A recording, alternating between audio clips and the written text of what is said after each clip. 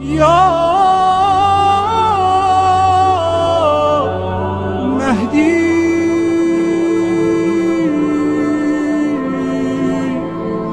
مددی۔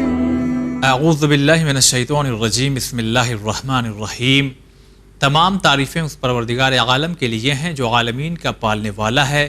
درود و سلام ہو محمد وآل محمد علیہ الصلاۃ والسلام پر۔ عزیز ناظرین، السلام علیکم ورحمۃ اللہ۔ پروگرام مہدویت میں آپ سبھی کا استقبال کرتے ہیں۔ جیسا کہ آپ جانتے ہیں کہ ایوری تھرسڈے یہ ہمارا پروگرام آپ تمام لوگوں کی خدمت میں نشر ہو رہا ہے، اور اس میں ہم امام آخر علیہ الصلاۃ والسلام کے سلسلے سے گفتگو کر رہے ہیں۔ پچھلے ایپیسوڈ میں یہاں پر جا کر کے بات تمام ہو گئی تھی کہ ہم اس میں غیبت کبریٰ اور غیبت صغریٰ یہ تمام چیزیں ہم لوگوں نے بات کی، اور اس میں یہ بھی کہ کیا یہ ہمارے جو 12ویں امام ہیں، کیا انہی کے ساتھ ایسا ہوا ہے کہ ان کی ولادت جو ہے وہ بہت مخفی ہوئی ہے، یا اس سے پہلے بھی ہو چکی ہے؟ جناب موسیٰ اور جناب ابراہیم علیہ السلام کا ذکر آیا تھا۔ آئیے یہ سلسلہ اور آگے بڑھاتے ہیں، ملاقات کرواتے ہیں حجت الاسلام والمسلمین علی جناب مولانا کمال احمد خان صاحب سے۔ السلام علیکم ورحمۃ اللہ۔ وعلیکم السلام ورحمۃ اللہ وبرکاتہ۔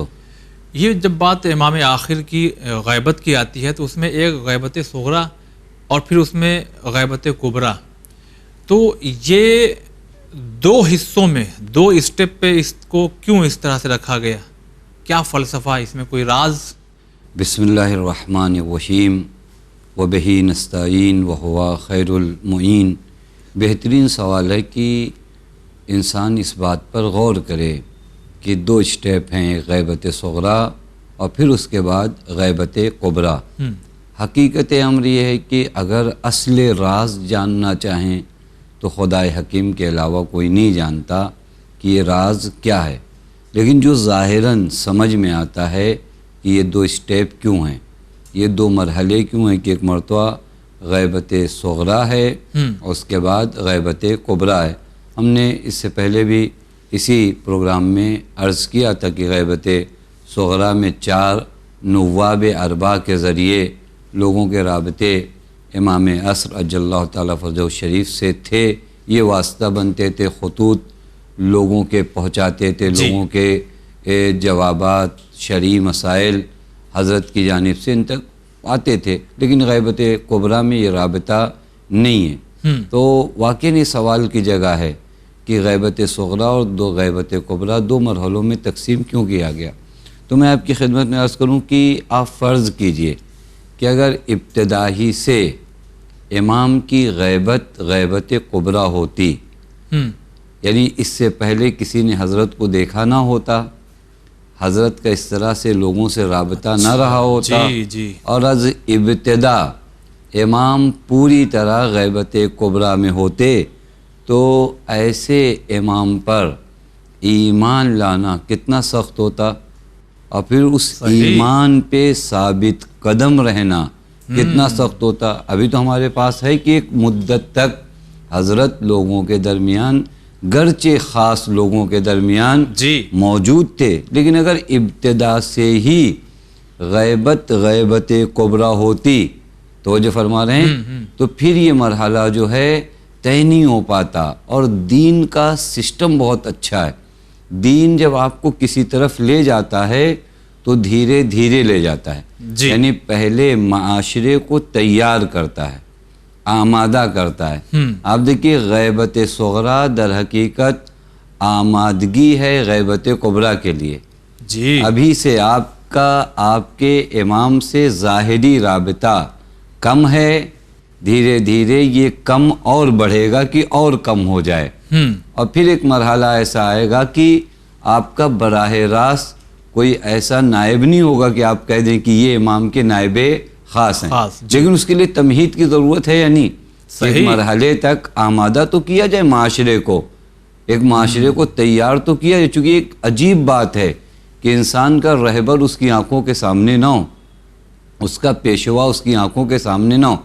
اگر یہ ڈائریکٹ غیبت کبریٰ تک مرحلہ جاتا تو بڑا سخت تھا۔ یہ حکمت پروردگار عالم کو آپ ملاحظہ کریے، اور میں تو کہوں گا غیبت صغریٰ سے پہلے بھی اس کے لیے تمہید بنائی گئی. جی یعنی خود غیبت کبریٰ کے لیے غیبت صغریٰ تمہید ہے، ٹھیک، اور غیبت صغریٰ کے لیے بھی تمہید ہے. ہم اپنے ناظرین سے اور جوانوں سے دوستوں سے التماس کریں گے کہ وہ امام علی نقی علیہ الصلاۃ والسلام اور امام حسن عسکری جی علیہ الصلاۃ والسلام کے زمانے کو تھوڑا آئیں، تاریخ میں پڑھیں اور دیکھیں کہ ان دو اماموں کے زمانے سے ہی عوام کا رابطہ امام سے کم ہوتا جا رہا ہے. یعنی در حقیقت ان سب کو تیار کیا جا رہا ہے ایک امام غائب کے لیے. جی خود امام علی نقی علیہ الصلاۃ والسلام کے زمانے میں لوگوں کا وہ رابطہ امام سے نہیں ہے، یعنی اتنا ملنا جلنا نہیں ہے جتنا اس سے پہلے اماموں سے ملنا جلنا ہے. اچھا، اور حتیٰ جیسے جیسے امام حسن عسکری علیہ الصلاۃ والسلام کا زمانہ آ رہا ہے تو مسئلہ اور سخت ہوتا جا رہا ہے. جی یہاں تک کہ بعض روایات میں ملتا ہے کہ حضرت سامرہ میں رہ کر اپنے بعض چاہنے والوں سے خط و کتابت کے سلسلے گفتگو کر رہے ہیں. وہیں رہ کر اپنے چاہنے والوں سے خط و کتابت کے سلسلے سے گفتگو کر رہے ہیں. حتیٰ بعض روایات میں ہے کہ حضرت بعضوں سے کچھ کہتے تھے تو دروازے کے پیچھے سے گفتگو کرتے تھے. آپ دیکھیے خدا کی حکمت کیسی ہے، کس دور کے لیے امت کو تیار کیا جا رہا ہے. یعنی حضرت وہاں پر ہیں، اسی زمانے میں حضرت دروازے کے پیچھے سے بعض لوگوں سے گفتگو کر رہے ہیں، بعضوں کے خط و کتابت کے ذریعے گفتگو کر رہے ہیں. حتیٰ آپ اور اگر تھوڑا میں نے عرض کیا نا کہ ناظرین اگر ان تواریخ کو پڑھیں، امام حسن عسکری علیہ الصلاۃ والسلام کے زمانے میں وکیلوں کا دور زیادہ تھا. ہر شہر کے لیے ایک وکیل، صحیح، ہر بڑے شہر کے لیے ایک وکیل حضرت نے معین فرمایا. کیوں؟ کیونکہ ایک زمانے کے لیے اس امت کو تیار کرنا ہے کہ جب آپ کا آپ کے امام سے ڈائریکٹ رابطہ نہیں ہوگا اس وقت میں تم اپنا دین کیسے سنبھالو گے. آج سے پریکٹس کرائی جا رہی ہے تمہیں، جی آج سے تیار کیا. میں نے بعض وکیلوں کو دیکھا کہ بعض شہروں کے لیے مثلا حسن ابن راشد بغدادی کو کہیں معین کیا، ابو ایوب ابن نوح کو کہیں کے لیے معین کیا، عثمان ابن سعید عمری جو خود مولا کے نائبین میں سے ہیں، یہ خود امام حسن عسکری علیہ الصلاۃ والسلام نے ان کو اپنے وکیلوں میں رکھا، انہیں منسوب کیا. حتیٰ بعضوں کو حضرت نے اسی دور میں عرض کروں نا کہ غیبت صغریٰ تمہید ہے غیبت کبریٰ کے لیے، حتیٰ غیبت صغریٰ کے لیے بھی یہ سارے زمانے تمہید ہیں. مولا نے ایک صحابی ہیں جن کا نام ابو حماد ہے، حضرت نے ان سے فرمایا کہ تم کس شہر میں رہتے ہو؟ انہوں نے بتایا مولا میں فلاں شہر میں رہتا ہوں. حضرت نے فرمایا اپنے مسائل کے لیے یعنی جو مسئلہ تمہیں درپیش ہو فقہی تو عبدالعظیم حسنی کی جانب رجوع کرو، ان سے باتیں کرو. اب دیکھیے احسن تمہیں امام کے وکیل حضرت نے کیا فرمایا؟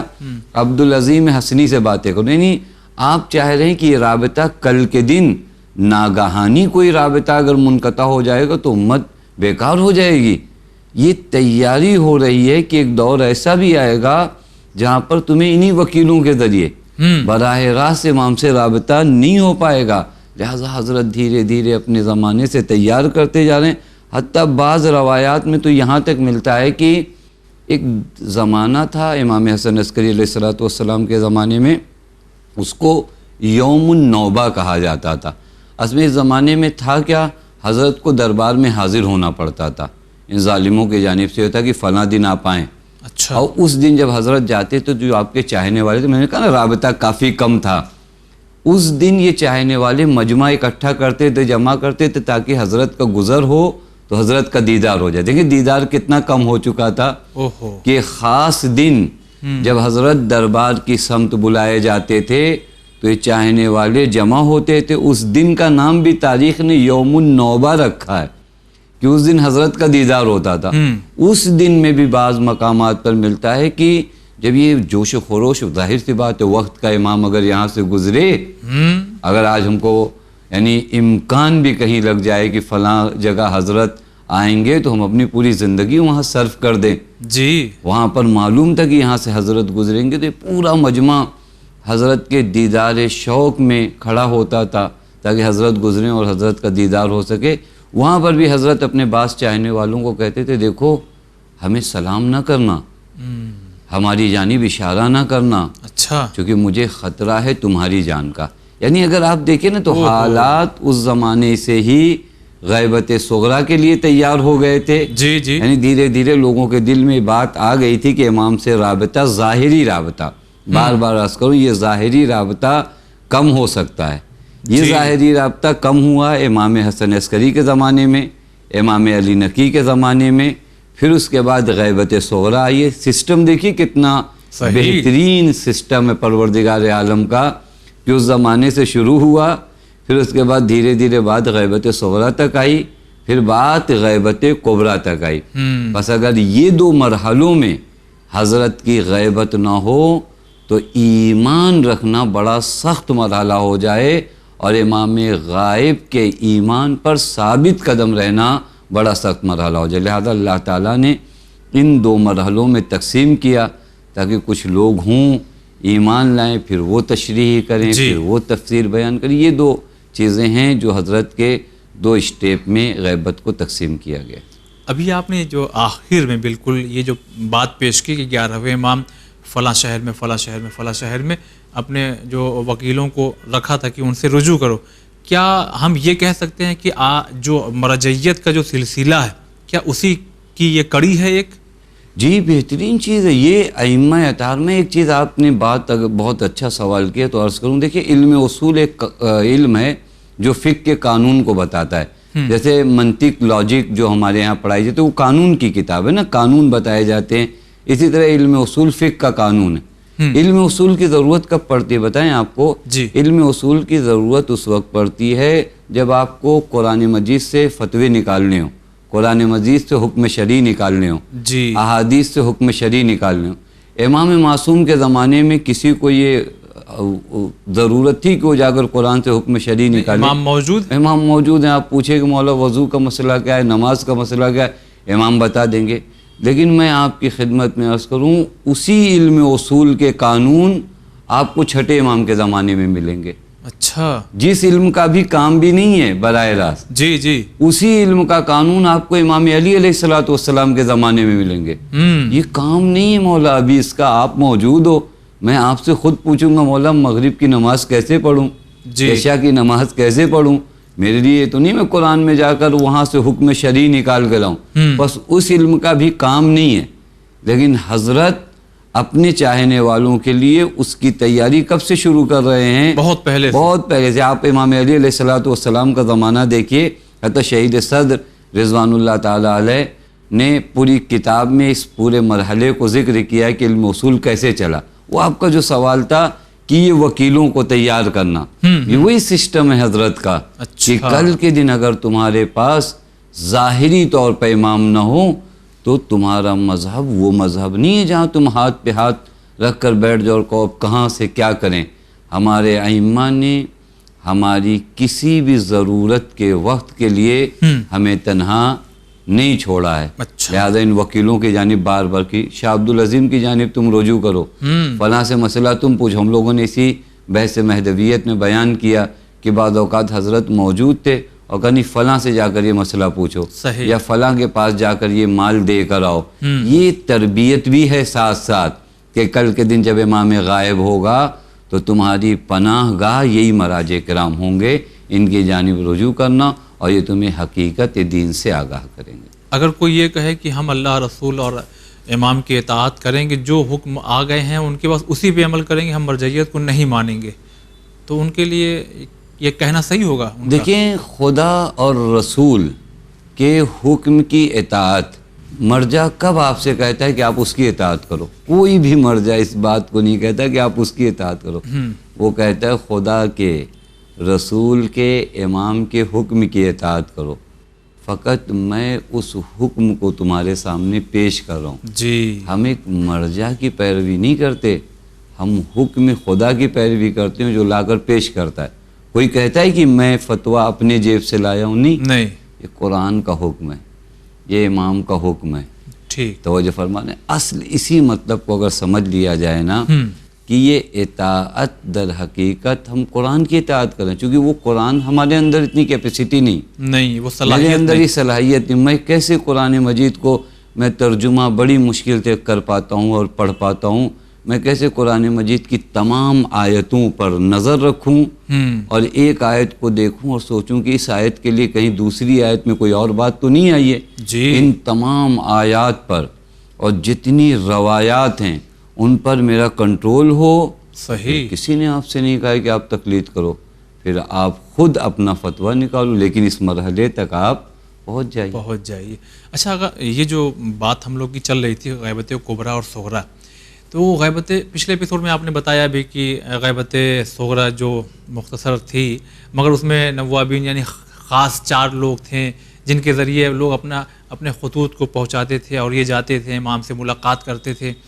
تو دیکھا جائے تو یہ سلسلہ بہت اچھا تھا کہ ہمیں کوئی پریشانی ہوئی، ہم گئے ان کے نائب خاص کے پاس کہ آپ ذرا سا ہماری سفارش کر دیجئے، ہمارے یہاں ولادت نہیں ہو رہی ہے، ہماری روزی کا معاملہ ہے، ہمارے یہاں یہ طوفان آ گیا، ہمارے یہاں وہ مصیبت آ گئی ہے، یہ بلائیں. تو ایک رجوع کیا جا سکتا تھا. ابھی تو ایک دم دیکھا جائے غیبت کبریٰ کوئی مل ہی نہیں سکتا. تو ٹھیک تو تھا وہ، مگر یہ کیا فلسفہ ہے؟ احسن، تم یہ سوال بھی بہت اچھا ہے کہ غیبت صغریٰ میں ایک رابطہ تھا ہمارا، غیبت کبریٰ میں وہ رابطہ دیکھنے کو نہیں ملتا. تو ابھی جو میں آپ کی خدمت میں عرض کر رہا تھا، پہلا سوال کا جو جواب دیا تھا وہاں سے متصل کیا جائے. اصل امر خدا اور حکمت خدا غیبت کبریٰ ہی ہے. ٹھیک ہونا غیبت کبریٰ تھی، لیکن اللہ نے لطف کیا کیا کہ غیبت صغریٰ رکھا تاکہ تمہارا اپنے وقت کے امام پر ایمان پر ثابت قدم رہو. جی. تو اصل ہدف کیا ہے؟ اصل ہدف غیبت صغریٰ نہیں ہے. ہدف اصلی غیبت کبریٰ ہے، لیکن ہدف غیری یا یوں کہہ لیجئے کہ ابتدا میں اللہ نے یہ چاہا کہ تھوڑے دنوں تک یہ رابطہ اس طرح برقرار رہے تاکہ انسان اس دن کے لیے آمادہ ہو سکے. جی. تو اصل ہدف کیا ہے؟ غیبت کبریٰ ہے. یہ غیبت صغریٰ تو در حقیقت ہمیں تیار کرنے کے لیے. دیگر یہ کہ اگر یہ غیبت صغریٰ یوں ہی باقی رہے تو آپ اس کی مشکلات کو بھی دیکھیے. اس کی مشکلات کیا میں آپ کی خدمت میں عرض کروں؟ یہ امام کے جو نواب ہیں، جی، جو امام کی جانب سے نائبین ہیں، آپ غیبت صغریٰ کے زمانے کی ہسٹری دیکھیں. ان نائبین امام کو کتنے خطرے لاحق ہیں، بہت کتنے خطرے لاحق ہیں. اور پھر یہ نواب اربعہ جو امام کے ہیں، یہ امام غائب، ان سے رابطہ، ان کو آپ دیکھیے، ان کی بات، ان کی حکومت، ان کی باتوں کو جاری کرنا، یہ سب جاری ہو سکتا ہے، نہیں ہو پا رہا ہے. بس ایسا رابطہ جہاں پر انسان کا حکم نہ چل پائے، ہے وہ امام کا نائب لیکن حکومت کس کی ہے؟ کسی اور کی ہے. جی. توجہ فرمانے، تو وہ مرحلہ بھی طے نہیں ہو پا رہا ہے. اور ایک اور زیادہ خطرہ، جو سب سے بڑا خطرہ ہے غیبت صغریٰ میں، وہ یہ کہ اگر یہ غیبت صغریٰ برقرار ہو، ہر دوسرا آدمی اٹھے گا اور کہے گا میں امام کا نائب خاص ہوں. اچھا، توجہ فرما رہے ہیں، یہ بہت اہم مسئلہ ہے کہ اگر آدمی اس باب کو کھلا رکھا جائے، ابتدا میں رکھا جا سکتا ہے کہ چلو تھوڑے دن کے لیے آمادہ کیا جائے، اس کے بعد امام کہیں کہ آج کے بعد غیبت کبریٰ ہے، کوئی دعویٰ نہیں کر سکتا. لیکن اگر یہ سلسلہ باقی رہے، اور وہ سلسلہ بند ہونے کے بعد بھی آج کتنے جھوٹے زمانے میں لوگ آتے ہیں اور کہتے ہیں میں امام کا نائب خاص ہوں، مجھے حضرت نے حکم دیا ہے ایسا کرو ایسا کرو. اگر وہ سسٹم جاری رہے تو آپ دیکھیے یہ ایک بازار بن جائے گی جہاں پر ہر کوئی آ کر جو ہے ایک دعویٰ کر سکتا ہے کہ ہاں میں امام کا نائب خاص ہوں. مجھ جیسا آدمی کیسے پہچانے گا کہ آپ امام کے نائب خاص نہیں ہو؟ مجھے کہاں سے پتہ چلے گا؟ میرا تو ڈائریکٹ رابطہ نہیں ہے. بس یہ ایک مشکل ہے. وہ اصل جواب میں نے عرض کیا کہ چونکہ ہونا غیبت کبریٰ ہے. انشاءاللہ جب ہم لوگ کسی ایپیسوڈ میں فلسفہ غیبت بیان کریں گے تو وہاں سے پتہ چلے گا کہ اصل غیبت کبریٰ ہونا ہے. لیکن غیبت کبریٰ کے لیے اللہ نے لطف یہ کیا کہ کچھ دن کے لیے ولی خدا کا تمہارا ظاہری رابطہ ایک دم سے قطع نہیں کیا، نہیں توڑا، تاکہ تمہارے ایمان میں کوئی لچک نہ آئے. ایک مدت تک دیکھ لو، اس کے بعد یہ غیبت کبریٰ حضرت کی واقع ہو جائے. اگر بہت بہت شکریہ ادا کرتے ہیں. یہ جو آپ نے کہا کہ غیبت کبریٰ کا فلسفہ، تو چونکہ ہمارے پاس وقت ہے ابھی، اگر آپ ابھی بیان کر دیں تو ایک سلسلہ، ایک تسلسل جڑ جائے گا اور سمجھنے میں بھی ہمارے ناظرین کو آسانی ہوگی کہ غیبت کبریٰ کا کیا فلسفہ ہے. احسن، تم یہ بھی سوال بہترین ہے کہ عرض کیا کہ اصل طے یہ ہے کہ غیبت کبریٰ کو واقع ہونا تھا. لیکن لطف پروردگار عالم یہ ہے کہ غیبت صغریٰ ہو جائے تاکہ آپ کا ایمان جو ہے ثابت قدم رہے، ایمان ڈگمگائے نہ۔ اب آئیے اصل غیبت کبریٰ کے فلسفے یعنی غیبت امام کے فلسفے سے گفتگو کیا جو واقعاً ایک اہم سوال ہے کہ اگر امام لوگوں کے سامنے ظاہر ہوں تو کتنی آسانیاں ہوتی ہیں نا، وقت کا امام آپ کی نظروں کے سامنے ہو، آپ اپنی مشکلات ان سے بیان کر سکتے ہیں، دین و دنیا کی کتنی بھلائیاں حضور و ظہور امام میں ہمارے لیے ہو سکتی ہیں، تمام چیزیں اپنی جگہ ہیں۔ لیکن خدا کی قسم جو روایات میں وارد ہوا ہے کہ غیبت امام زمان عجل اللہ تعالیٰ فرجہ الشریف خدا کے اسرار میں سے ایک راز ہے۔ روایات میں یہ کیا وارد ہو گیا ہے کہ خدا کے اسرار میں سے ایک راز ہے۔ میں ایک روایت آپ کو بتاؤں، وہاں سے شاید ہم لوگ سمجھ سکیں کہ غیبت کبریٰ کا اصل راز کیا ہے خدا جانتا ہے، یا وہ افراد جانتے ہیں جو خدا کے بندگان خاص یعنی ائمہ معصومین رحمہ الصلاۃ والسلام ہیں۔ امام جعفر صادق علیہ الصلاۃ والسلام سے ایک روایت ہے جسے نقل کرتے ہیں عبداللہ ابن فضل ہاشمی۔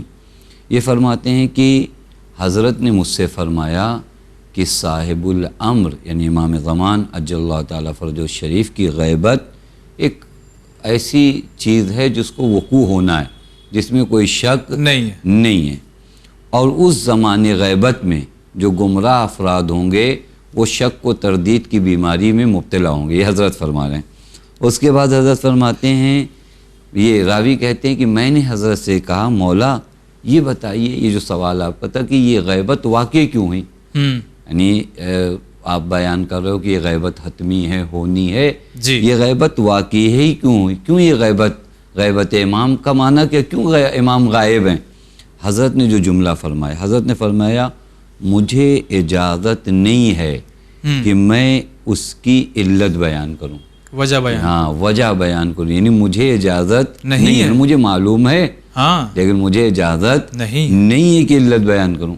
راوی نے جملوں کو بدلا، علت اور حکمت میں تھوڑا سا فرق ہوتا ہے۔ راوی نے کہا مولا اگر علت نہیں بیان کر سکتے تو حکمت بیان کر دیجئے کہ اس کی حکمتیں کیا ہیں۔ تو حضرت نے فرمایا کہ وہی حکمتیں ہیں جو گزشتہ غیبتوں میں تھیں، یعنی گزشتہ زمانے میں جو انبیاء کی غیبتیں تھیں وہی حکمتیں، بہت سی حکمتیں۔ پھر وہاں حضرت نے مثال کے طور پہ بیان کیا کہ آپ فرض کریں یہ حکمتیں کب ظاہر ہوں گی۔ حضرت نے فرمایا اصل حکمتیں تو ظاہر ہوں گی ظہور کے بعد جب حضرت ظاہر ہوں گے، لیکن اتنا طے ہے کہ خدائے حکیم کی جانب سے ہے تو حکمتیں۔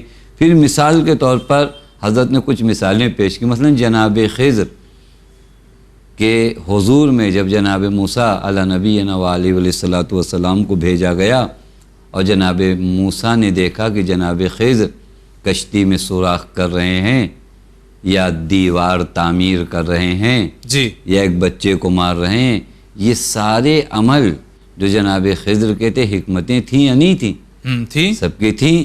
جدائی کا جب وقت ہوا ہے تو یہ ساری حکمتیں کیا ہوئی ہیں؟ آشکار ہوئی ہیں۔ ایک ایک حکمتوں کو جناب خضر نے بیان فرمایا کہ یہ میں نے ایسے کیا، یہ میں نے ایسے کیا۔ حضرت فرماتے ہیں یہ پورا ماجرا اگر دیکھو تو اسی طرح ہے کہ اصل حکمت جو ظاہر ہونا ہے وہی حضرت کے ظہور کے وقت ظاہر ہونا ہے، کہ حضرت موسیٰ کے لیے اس وقت تک ظاہر نہیں ہوئی جب تک حضرت خضر سے جدا نہیں ہوئے۔ اے فضل کے بیٹے، اب امام جو روایت کا جملہ، اے فضل کے بیٹے، غیبت امام زمان اسرار خدا میں سے ایک سر ہے، ایک راز ہے۔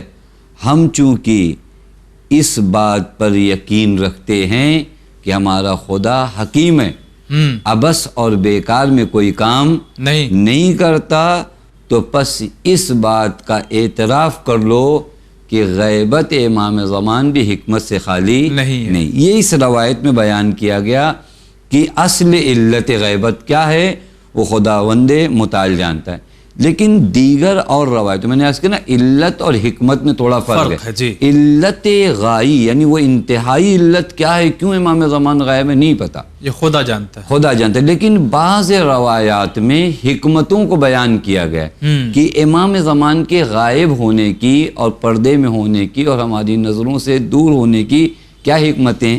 ایک فائدہ جو ایک روایت میں بیان کیا گیا ہے کہ در حقیقت اس زمانے میں، اور یہ وہ چیزیں ہیں جو قرآن میں موجود ہیں، ہم آپ خلق کیوں کیے گئے ہیں؟ الذی خلق الموت والحیات لیبلوکم ایکم احسن عملا، ہم آپ اس دنیا میں آئے ہیں امتحان کے لیے۔ جی، امتحان ہماری خلقت کا مقصد ہے کہ ہمارا امتحان ہو سکے، یا بعض جگہ پر خود قرآن مجید کا واضح ارشاد ہے کہ انسان تو نے کیا یہ سمجھ رکھا ہے کہ تجھے ہم نے یوں ہی خلق کیا ہے، تیرا امتحان نہیں ہوگا؟ جی، وہاں پہ بھی کہا احسب الناس ان یترکوا، کیا یہ لوگ یہ گمان کرتے ہیں کہ انہیں چھوڑ دیا جائے گا؟ ان یقولوا آمنا وہم لا یفتنون، کہ یہ کہیں گے ہم ایمان لائے اور ان کا امتحان نہیں ہوگا۔ تو ایسا تو نہیں ہے، امتحان ہونا ہے۔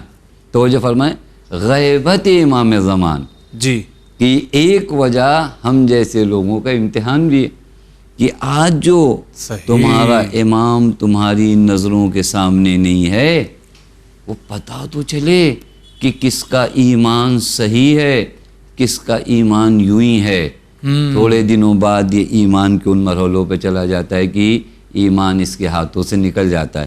بس ایک فائدہ اگر دیکھا جائے جو روایات میں عرض کروں، روایت میں ایک روایت ہے کافی طولانی روایت، میں آخری جملہ عرض کروں جہاں پہ امام موسیٰ کاظم علیہ السلام فرماتے ہیں انما ہی محنۃ من اللہ ہے، محنہ یعنی امتحان ہے، یہ اللہ کی جانب سے تمہارا امتحان ہے، امتحن اللہ بہا خلقہ، غیبت امام زمان کے ذریعے اللہ اپنے بندوں کا امتحان لیتا ہے۔ یعنی یہاں پر میرے ایمان کا امتحان ہے، آج میرا امام، اور یہ قرآن نے اس سے پہلے بھی کہا ہے جب رسول کے بارے میں کہا کہ اے مسلمانوں کیا یہ رسول اگر قتل ہو جائیں یا اس دنیا سے چلے جائیں تو تم پھر لوٹ جاؤ گے، اسی طرف اپنے دین کی طرف مرتد ہو جاؤ گے۔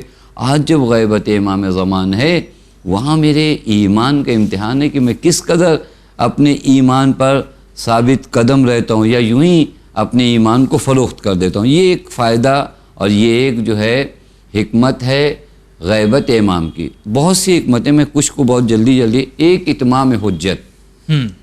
دیکھیے غور کریے، جب تک امام زمان رضی اللہ تعالیٰ فروج شریف نہیں ہے، بہت سی حکومتیں، ہر فکر، ہر تھاٹس کی حکومتیں آتی رہیں، جی، آئیں گی، توجہ فرما رہے ہیں، تاکہ کل کے دن کوئی یہ نہ کہے کہ نہیں اگر ہمارے گروہ والے آ جاتے اور ہماری فکر والے آ جاتے تو ہم اس دنیا میں عدل و قسط کی حکومت قائم کر کے بتاتے۔ اچھا، خدا نے یہ بھی ایک موقع دیا ہے کہ یہ وقت گزر رہا ہے، جتنے بھی نظریات ہیں، جتنی بھی آئیڈیالوجی ہیں، وہ سب آ کر حکومت کر کے بتائیں وہ عدل و قسط جو اس دنیا میں قائم ہونا چاہیے وہ قائم کر پائیں گے۔ یہ غیبت امام زمان ان تمام لوگوں کے لیے بھی اتمام حجت ہے کہ کل کے دن ساری دنیا ہار جائے گی کہ واقعاً آج دیکھیے عدل کے نام پر کس قدر ظلم ہو رہا ہے، ساری دنیا ہار جائے گی کہ نہیں وہ عدل و قسط ہم قائم نہیں کر سکتے، پھر حضرت کا ظہور ہوگا۔ اس کے لیے بھی روایات موجود ہے کہ ما یکون ھذا الامر حتی لا یبقى صنف من الناس ان قد ولوا علی الناس، یعنی حضرت کی غیبت اس وقت تک رہے گی جب تک ہر گروہ کا آدمی آ کر حکومت نہ کر لے۔ تاکہ کل کسی کو یہ نہیں بہانہ ملے گی نہیں اگر ہماری حکومت آ گئی ہوتی نا وہ تو ہماری حکومت آئی نہیں، وگرنہ ہم عدل و قسط قائم کر کے بتاتے۔ مولا فرماتے جب تک ہر صنف کی حکومت نہ آ جائے تاکہ سب یہ آ کر کہہ دیں کہ نہیں ہمارے بس کی بات عدل و قسط کی حکومت قائم کرنا نہیں ہے، اس کے بعد اِنَّا لَوْ وَلَّيْنَا لَعَدَلْنَا، یہ جملہ اب اس کے بعد ثُمَّ يَقُومُ الْقَائِمُ بِالْحَقِّ، اب ہمارے قائم آئیں گے حق کے ساتھ۔ پھر اس کے بعد غیبت کا ایک فلسفہ لوگوں کی تنبیہ بھی ہے، ان لوگوں کو بھی متوجہ کرانا ہے جن کے حضور میں امام معصوم جب تک ہیں قدر نہیں کرتے۔ صحیح، یہ بھی غیبت معصوم کو درک کریں کہ اس کی کتنی مصیبتیں ہیں، کتنی سختیاں ہیں، کیونکہ واقعاً اگر آپ غور فرمائیے جب تک 11 امام تک ہمارے معصومین لوگوں کے درمیان حاضر ہیں اس کے بعد ان کی قدر نہیں کی گئی۔ جی، پھر یہ بھی ایک فلسفہ ہو سکتا ہے کہ لوگوں کو تنبیہ کیا جائے، لوگوں کو ادب سکھایا جائے کہ تم ان کی اطاعت نہیں کرو گے، تم ان کے پیچھے نہیں چلو گے، جو تمہارے امام ہیں تو پھر یہ دن بھی دیکھنا پڑے گا۔ بعض روایات میں اذا غضب اللہ تبارک و تعالی علی خلقہ نہانا عن جوارہم، جب اللہ اپنے بندے پر غضبناک ہوتا ہے تو ہمیں ان سے دور کر دیتا ہے۔ یعنی ہم اگر دور ہو جائیں بندوں سے تو یہ غضب خدا ہے۔ صحیح، یہ بھی ایک مرحلہ ہے۔ ایک اور مرحلہ جو بہت اہم ہے غیبت کا، وہ حضرت کی جان کی حفاظت ہے، کیونکہ یہ ولی برحق ہیں، ولی آخر ہیں، ان کے ذریعے پورے عالم میں عدل و قسط کو پھیلانا ہے۔ اور آپ سب جانتے ہیں، روایات میں بھی ہے کہ مولا فرماتے ہیں لوگوں کی تلواریں ہمارے لیے تیز ہیں، یہ چاہتے ہیں ہمیں قتل کرنا۔